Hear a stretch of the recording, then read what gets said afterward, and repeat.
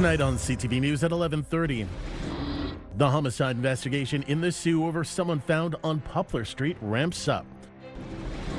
Plus, Canada is in a pretty good position right now. That from a guy who would probably know. We're very blessed in this country that we have differences, but they're not so profound that we can't talk to each other. Former Canada ambassador to the U.S. speaks to a Sudbury business audience.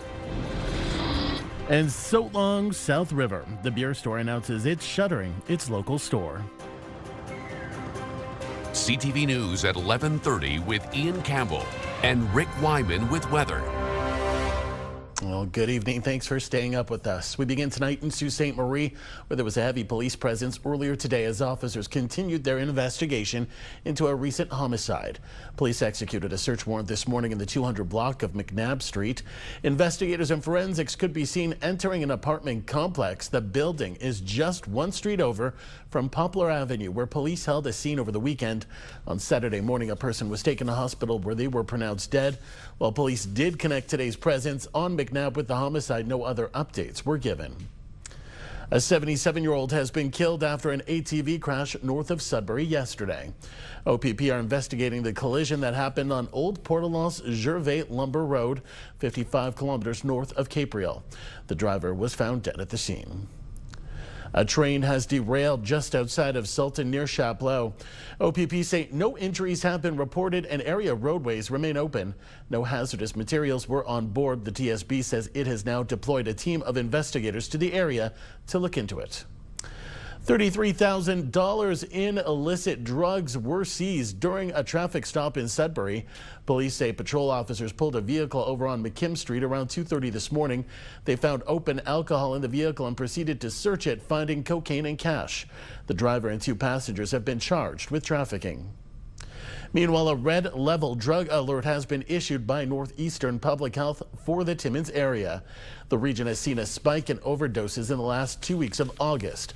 Public Health is saying the local supply of illegal drugs could be contaminated. A sports store in Timmins has yet been the target once again of thieves. O'Reilly's Source for Sports was broken into twice on the same morning.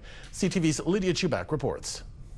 Over the weekend, O'Reilly Source for Sports posted this photo from its surveillance footage on its social media page. Early Sunday morning, Riley Heffernan says suspects broke into his store through the front door and took over $15,000 retail worth of high-end bicycles. Without jeopardizing the ongoing investigation, I could tell you that around 4:40 a.m. two perpetrators, masked, entered the store illegally through my front door. And proceeded to quickly steal 3 bikes from the store. But wait, there's more. So there was a fourth one stolen, 6:26 a.m. A third perpetrator walked by, saw the door wide open, and helped himself. Heffernan says his business has been broken into about a dozen times over the last 9 years. This time, he says it was a rare occasion. He forgot to set the alarm system. I made a mistake and I paid for it. Lock it or lose it, if you will. I can't stand that saying. That is a sign that we're living in an unrighteous land. I should be able to leave my front door unlocked. And the only thing I should get is a phone call in the morning from someone saying, hey, I noticed you didn't remember to lock your door. Heffernan says he plans to make a long-term commitment to this location and says now it's time to beef up security. I got to turn this place into Fort Knox. I've got to put some bars on the windows, start making some phone calls about security measures to just make this a harder place to target. 2 of 4 bikes have since been found and returned, along with the store's cell phone that was located in the Timmins and District Hospital Emergency Department. Lydia Chubak, CTV News, Timmins. North Bay police say they're pleased with the results they've seen, which have deterred crime and social disorder in the core. Police foot patrol hours have more than doubled downtown compared to last year. CTV's Eric Tashner reports. They're definitely out there working. Acting Deputy Police Chief Jeff Warner is pleased to see that the downtown foot patrol program is working. But they'll also be addressing issues in other areas of the city, and they'll be in the Ferris area. If we have complaints in the Airport Hill area, they'll be there as well. It was identified by Chief Daryl Longworth and the Police Services Board as a community need. In 2024, North Bay police officers spent 86 hours walking the beat. For 2025, as of Tuesday, officers have been on downtown foot patrol for approximately 200 hours. So if we have an area that we see that is suddenly being targeted, the foot patrol would be out.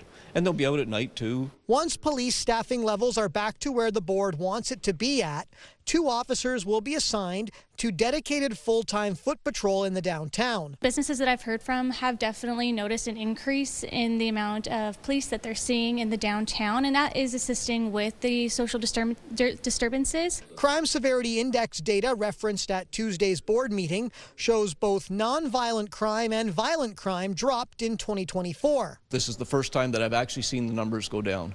And it's the same time that we have increased our presence, our visibility, and it's the same time that we've really engaged with our community partners. In mid-June, police opened a downtown office space to increase visibility and for officers to use when they're patrolling the downtown.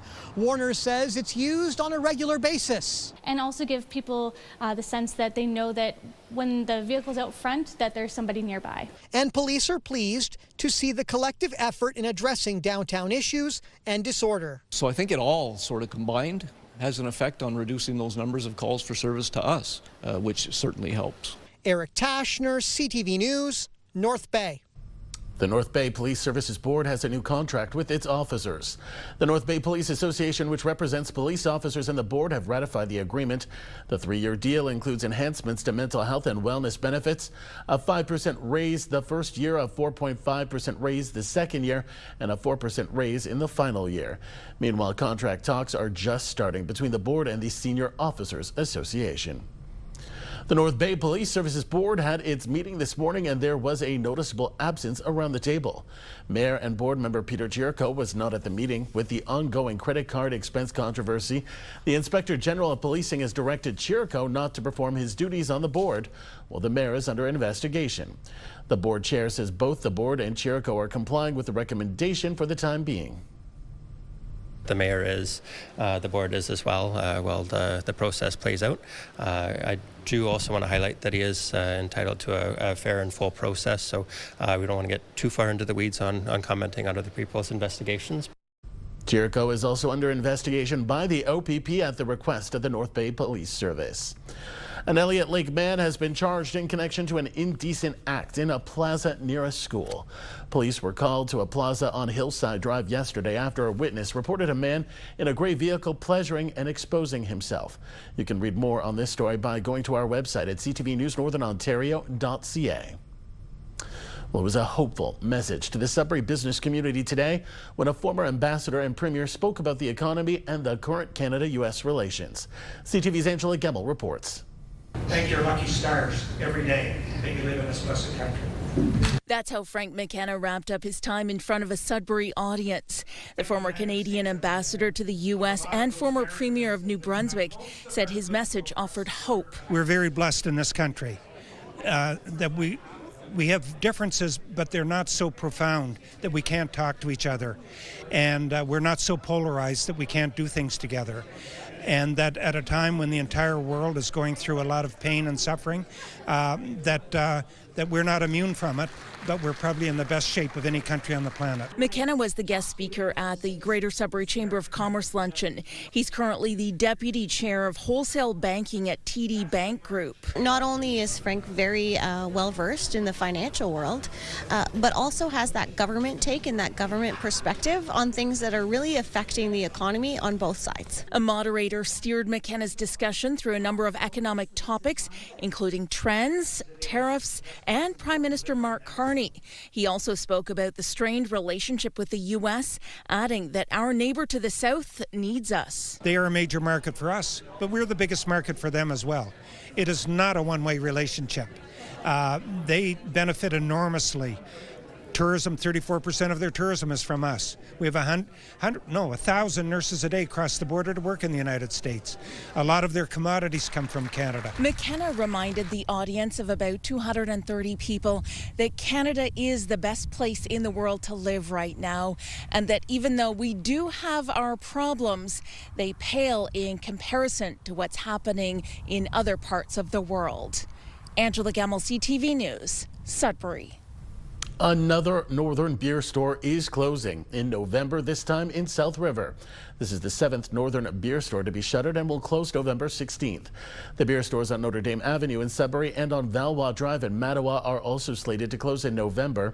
Little Current in Noelville will shut down October 18th, and 2 other Sudbury locations were closed over the summer. Time now for a short break here on CTV News. Coming up, Rick will have your full weather forecast. For now, look at the current conditions and take a look at this. Clear skies for most of us and still relatively warm. Warmer where we should be for this time of year, this time of evening. Not too bad at all. 19 in Kapuskasing, definitely the hot spot at the moment. Seeing a little bit of cloud cover wander into Wawa. A lot more cloud cover wander its way into Sault Ste. Marie. 13 on the island, 13 in North Bay, 14 in Timmins Shores. We'll have details coming up in a moment. When you see it happen, send it to CTV News. Text 10400 from your screen to ours.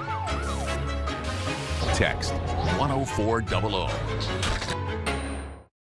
Thanks for sticking around to find out that we've got rain in the forecast. Sorry about that. You can get back to sleep in just a couple of minutes. Forecast radar system moving into the northeast for tomorrow. Some sections will see some precipitation, perhaps a thunderstorm or two, 60% chance of showers as you were about to see in some areas. Others, well, 30%. Let's have a look at some of the numbers now. Sudbury Nickel Belt sunshine tomorrow at 25. Then we have the chance of showers come Thursday at 21. Friday, Saturday and Sunday, 3 days of sun and clouds, 17, 18 and 19. That's a gradual climb. And just about normal, just a shade above normal, which is 17 for this time of the year. Monday, chance of showers 19, the chance of showers at 30%. Sault Ste. Marie Algoma, chance of showers for tomorrow and Thursday, 25, 21 the highs. Then it gets cooler. Friday, Saturday, 16 and 18. Chance of showers on Sunday at 19 as it warms up a bit. 18 on Monday with the chance of showers. And again, normally for this time of the year in the Sault and Algoma, you should be sitting at around 16.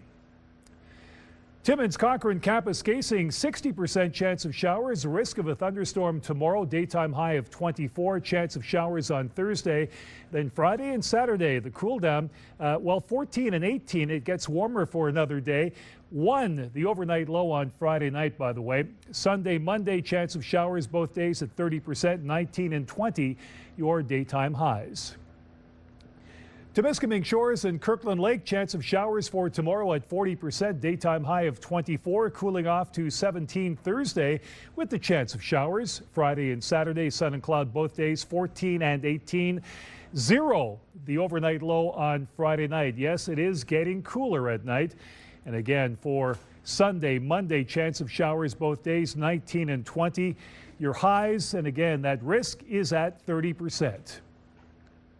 And a look now at North Bay, West Nipissing. Sunshine tomorrow, 24. Chance of showers on Thursday at 30%. 23 the high, 17, 18, and 20 the highs for Friday, Saturday, and Sunday. Sun and cloud all 3 days. Monday, back to the chance of showers. And 18 just above normal. So, Ian Campbell, get ready for the transition in the forecast right now over the course of the next couple of days. Sounds good. Thanks, Rick. Well, a recent report to Sioux City Council outlined how much work is needed to bring the roads up to a fair or better condition, and it's going to be expensive. CTV's Corey Nordstrom tells us more. An update on the state of Sault Ste. Marie roads was brought to City Council at its last meeting, showing both a funding gap and the significant amount of work needed. On what's called the Pavement Condition Index, the average is 53 across the city, fitting in the fair category. Yet a third of roads are in the poor or very poor categories. Most of our residential roads that have needs for rehabilitation require full reconstruction. Because they're 100 years old, they have no granular base. So that's a pretty big investment for those. We can do pretty well with our main arteries and collectors by resurfacing. Using an unlimited budget scenario, city staff concluded that $330 million would need to be spent over the next 10 years to bring all road assets to a fair or better condition. Based on the the current funding levels, that would mean an increase of $11 million per year. It would represent a 12% bump in this year's tax bill, something Mayor Matthew Shoemaker says just isn't feasible. I do support putting more into roads, but we're going to have to get there over time with, an additional 0.5 point or 1 point on the tax increase allocated specifically to roads, so that we can do, all the things we're currently doing, improve the road maintenance, and do it in a way that's not going to, make the tax increase unbearable for residents. Staff say they will be requesting an additional $500,000 during the 2026 budget deliberations to chip away at the funding gap on roads. $500,000 is a significant amount of money, especially if the investment starts now. It does kind of compile over, it does add up over years. So it's definitely an investment now will pay off in the future, and will go towards those initiatives every year in perpetuity. The recent roads report makes note of the city's significant lack of debt compared to other northern municipalities as a possible answer to address the underfunding of roads. While it wouldn't be used directly for the ongoing roads work, Shoemaker says that if other projects were funded using debt, they could open up more funds to be used on city roads. Corey Nordstrom, CTV News, Sault Ste. Marie. A coalition of women in politics organizations from Ontario are hosting a free, nonpartisan virtual event to inspire and support women and gender diverse people. CTV's Lindsay Ellick has that story.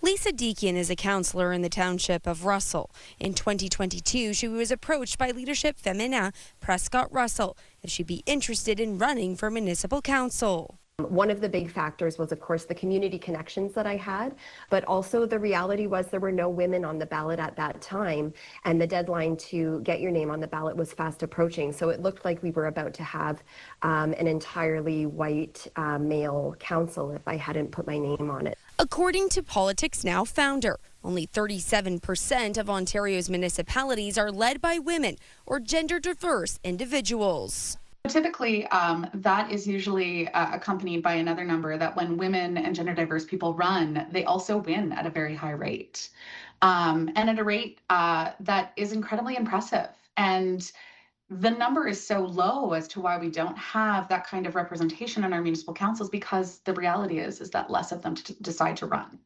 That's a variety of reasons. Typically, some of the most common reasons that we hear is that people don't know if they're the right fit for the job because they've never seen anybody that's like them do that job.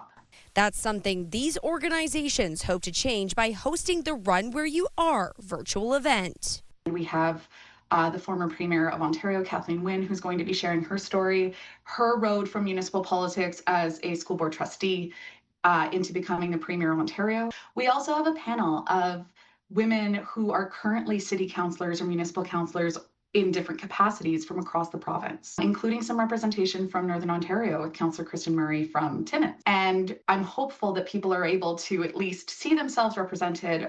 The event is 1 week away on September 23rd at 7 p.m. via Zoom.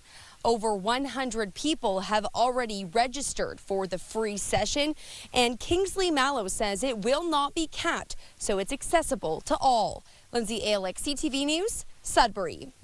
Still ahead tonight on CTV News. A warning to those in Sudbury after a massive spike in syphilis cases. More on that in a moment.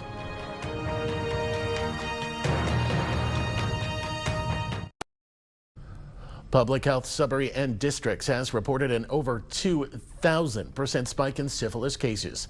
This is the second alert for people to get tested for this sexually transmitted infection this year. Syphilis can be treated with medication, but without treatment, the infection can cause permanent damage. The health unit is emphasizing the importance of pregnant people getting screened, as babies can contract congenital syphilis from the mother. Public Health Sudbury and Districts recommends universal syphilis screening 3 times during pregnancy. Last year in 2024, we had 2 congenital infections reported to public health. This year, so far, we've had 1 congenital infection reported to public health. And as a context, between 2016 and 2023, we had 0 cases of congenital infections. Officials at the health unit say the symptoms can be invisible and they recommend screening, which is confidential to the patient. The health unit also warning of a new case of West Nile virus in a bird in Sudbury. This is the second case of West Nile found in an American crow in the Sudbury area this summer. The other case was announced in July. The health unit says while the risk remains low, mosquitoes carry higher levels of the virus this time of year. Despite the cooler weather as we enter the fall, people still need to take precautions against mosquitoes. A recent survey is highlighting a lack of awareness of warning signs and symptoms for gynecological cancers among Canadian women. That story from CTV's Amanda Hicks. 3 years ago, Jennifer Pride went to visit her doctor after experiencing concerning symptoms. I had an appointment with my doctor for something else, mentioned to him that I had this bleeding, and because I'd gone through menopause several years earlier, he says, yeah, this isn't good. After a series of tests, Pride was diagnosed with uterine cancer, and a total hysterectomy was recommended to prevent further spread. Now, Pride is cancer-free, but says she never anticipated those symptoms would have led to a diagnosis. I knew something wasn't right, but I didn't think it was to the extreme that it was going to be.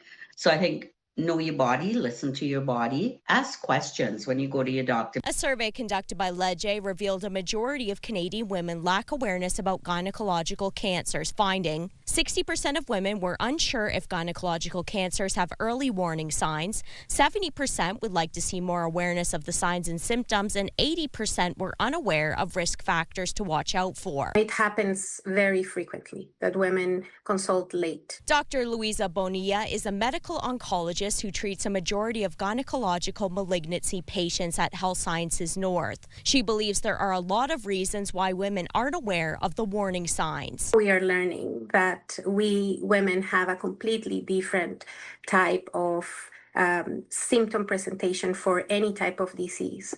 And I think that there's also the stereotypes, right? That when women come and consult, and they consult again and again, they are told that their symptoms are in their head, that they tend to be gaslighted. Pride, meanwhile, says she is grateful her cancer was caught early. I've lost friends to cancer. I lost my mom to cancer.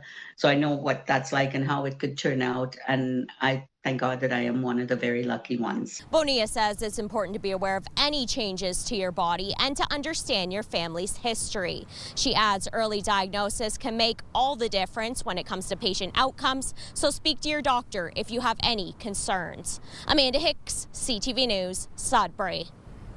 The season finale of The Amazing Race Canada was tonight, and the setting a familiar one for some of us. Teams must now make their way to the abandoned Collingwood grain terminals. Here, in an amazing race first, teams will find the double roadblock. In the first roadblock, the final four teams battle for top honors in Collingwood for what was described as a heart-pounding showdown where the ultimate test of agility, skill, and teamwork awaited them. We spoke with the executive director about why the show decided to wrap up in such an iconic location. I think Collingwood is one of those great places where it's got a town of people that do a lot of different things, but it's also a playground for people in Ontario. So you've got Collingwood, the city, you've got Nottawasaga Bay, you've got Georgian Bay, you've got cottages, and you've also got Blue Mountain, which is a wonderful playground all year round. Tonight's episode featured a worldwide franchise first double roadblock where racers split up and push their limits like never before. I haven't seen it yet. Should be a good one. I'll watch it later tonight.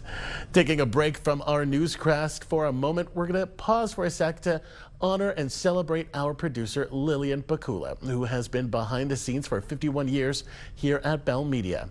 Lily started her career here in Master Control and has been in almost every position as the steady force we all know and love. Her impact is felt in every newscast, even today. As she watched from the control room, Lily has shown up every day with extreme dedication, training and coaching many of us and some of the biggest names in the biz, which is why we wanted to take a second to celebrate her. She's beloved.